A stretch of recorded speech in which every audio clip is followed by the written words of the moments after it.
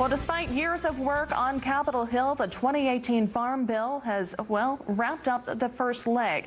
However, producers are not giving up hope, and they're speculating on the legislation's future. Joining us now is American Farm Bureau's Congressional Relations Director, Andrew Walmsley. Andrew, as always, thank you very much for taking the time to chat with us today. With the 2014 bill now expired, what are you hearing as far as the timeline in working on the 2018?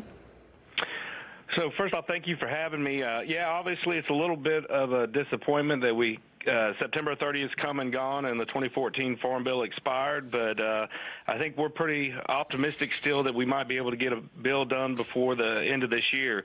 The four principals being Chairman Conaway and Ranking Member Peterson and Chairman Roberts and Ranking Member Stabenow have all publicly committed that they're still at the negotiating table and progress has been made. So they've also alluded to that we could see December as the real timeline. So we continue to expect them to work, and hopefully in the next couple weeks we can maybe see an agreement.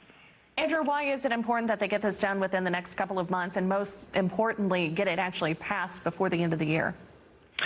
Well, the biggest thing is if we get to a new Congress, we'd have to start all over again. And there's been so much work that's gone into this Farm Bill, getting it both through the House and the Senate, particularly with a very strong vote in the Senate. So that's obviously a headache. You inject a lot of uncertainty for the next 5 years, near-term, long-term, for our farmers and ranchers that could use some certainty right now. And then finally, if we don't have some type of action by Congress, we start reverting back to permanent law. And the first one being is an impact to the dairy program, which would send us back to 1949 and wreak a lot of havoc. Well, Andrew, of course, RFD TV's farmer viewers depend on the Farm Bill. What's your message for them?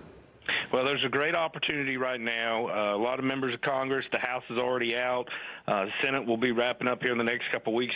They're going to be out in the districts. They're going to be out in your state campaigning during the midterms. And so it's an ample opportunity to raise this issue that farmers, ranchers, rural Americans are looking towards Congress to get this across the finish line before the end of this year. Andrew, we understand that there, of course, is quite a bit of difference between the House and the Senate versions. Do you think they can quickly come to an agreement on those, or maybe are they already there and they just haven't informed us?